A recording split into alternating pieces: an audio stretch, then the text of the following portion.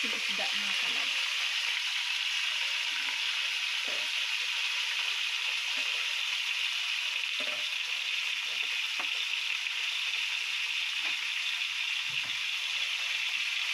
So, ginanyan lang ng labs para yung luya lang daw maasangkot siya.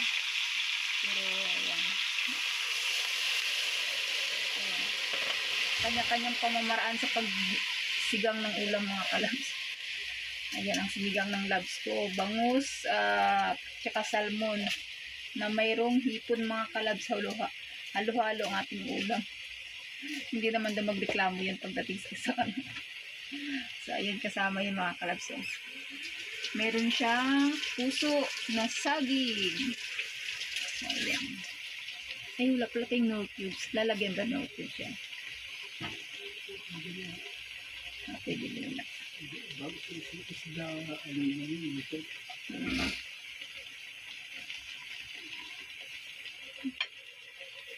So, ayan, pinaano lang yung luya.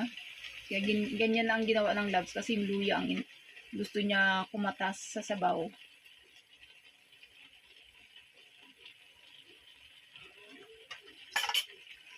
So, ayan.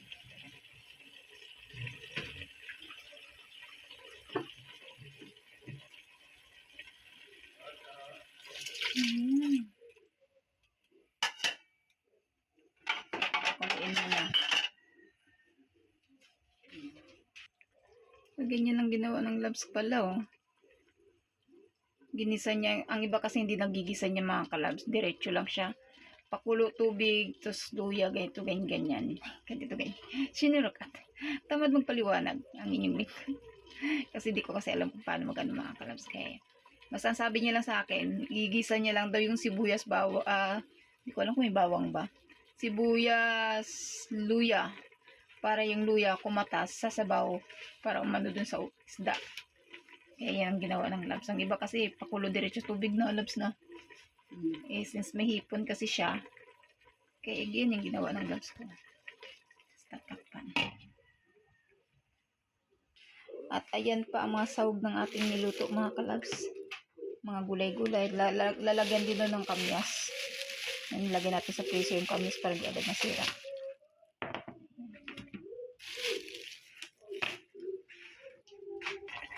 So, ayan na mga kalabs. Kulong-kulo na siya bago siya nagdagan ng tubig. Final tubig na yan mga kalabs. Ayan po ang luya, oh. Dilaw-dilaw yung sabaw. Ano yung itong kamyas? At ayan, mayroon tayong special na pang natural asim.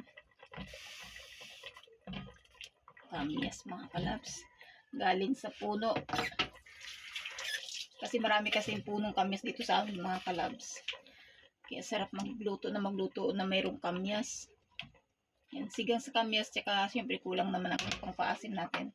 Lalagyan ng yung powder. Ayan. Kumatas nga yung nangamoy yung umamoy yung luya. Ibang luya. So, maraming sabaw dapat mga kalabs kasi higop sabaw. Lagyan pa ng sili labs. Para may... Ayun ang wala kayo? Ay, hindi kami nakabili ng sili green. Nako. Sarap yung sili green sa sinigang kasi mabango Yun ang hindi namin nabili, nakalimutan. Ay. Hindi ko talaga naisip yun. Ayan mga kalabs. Baka nagtaka po kayo na ang dami naming niluluto at kami lang dalawa ng labs ko kakain. Actually, lang yung mga kalabs. May nagpaluto. Ngayon, kasabay ko siya na malingki. Siya gumastos lahat. Since na kami magluluto, hindi na kami pinaambag. Hindi na kami kinuna ng ambag dito sa menu for today. Since na kasi kami naman daw magluluto. Lahat ng ingredients siya nagbayad. Kaya ayan siya mga kalagya. So ayan, hulog na ang hipon.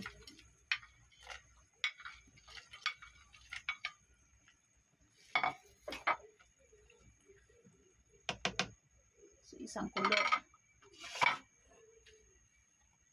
Sabay-sabay na. Sikaw. So, ganyan lang naman magluto mga kalabs. So, yung ating ulam na hindi pa na-prep na linis. So, yan lang muna ang inuna natin kasi may pasok yung nagpaluto nito. Magbabaon. Yan din muna natin inayos ng ating pinamalingki. So, ayan, sinabay-sabay na lahat ng matagal maluto mga kalabs. So, ayan. Ayan, puso ng saging. Saging lang ang may puso. Kayo, may puso po ba kayo? Siguro wala. So, ayan siya. Sino may puso dyan? At ayan pa, okra. Sama-sama na yan. Aapaw na lang. Ayan. Wow. Ay, nag-ano yung sabaw. Ang buti-buti. So, tatakpan, papakuluin lang bago ihulog yung ibang gulay ko. Dahil pang gulay mga kalabs. Sarap na ng gulay. So, yeah.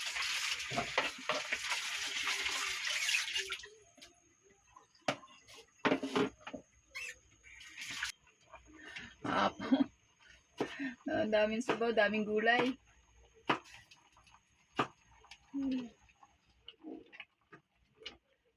Yan. Kaya hindi ko siya hiniwa yung talong kanina. Gawa nung sabi ng labs. Saka lang hiwa yung paghihulog na. Para hindi siya mangitim. Kasi nangingitim kasi nga talong pag giniwa ng hindi pa iluluto. Yan.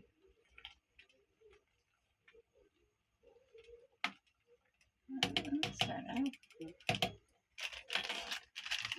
Lalagyan ng pampa-asim.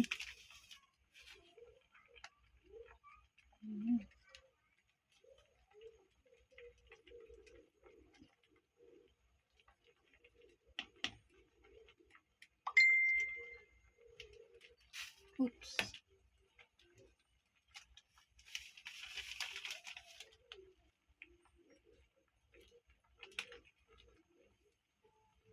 Hindi kaya kulang yan sa pak.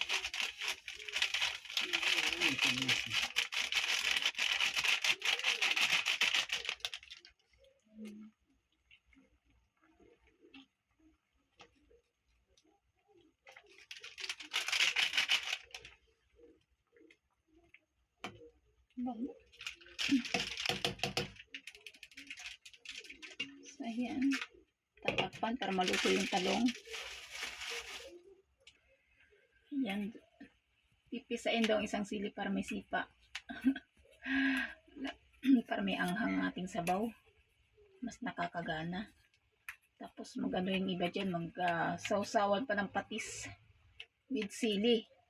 Kasi may lit sa sili yung iba. Manghang. Ayan hindi masyadong paangangin kasi may mga batang kakain. Ayan. Hindi natin pwede haluin si ilalim kasi andun yung mga isda. Andun yung hipon.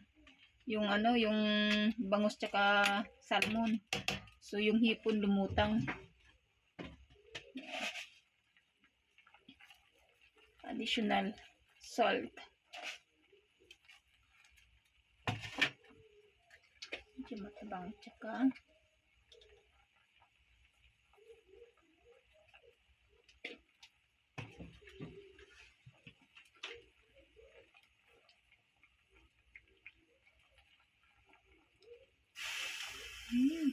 naapo ang sabaw.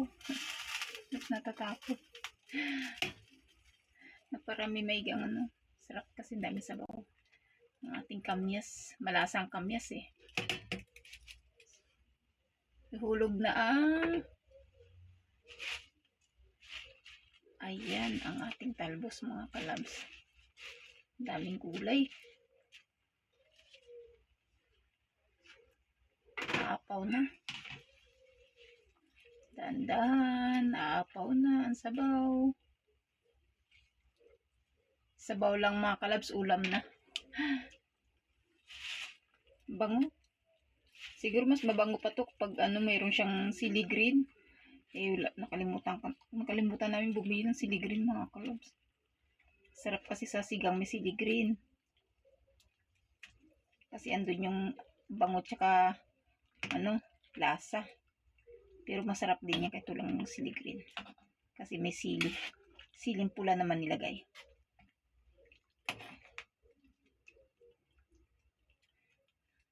Sinigang mga kalabs, tatlong klase. Hipon, salmon, and bangus.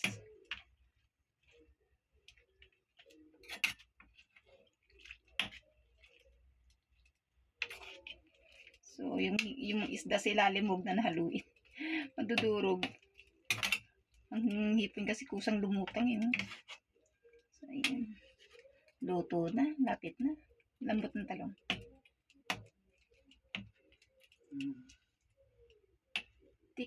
Titikman kung maibigan.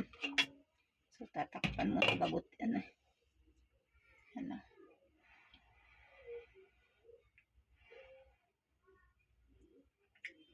Sarap. Lasa. Patikim.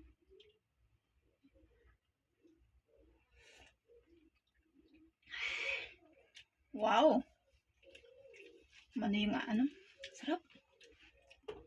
Isang kulo pa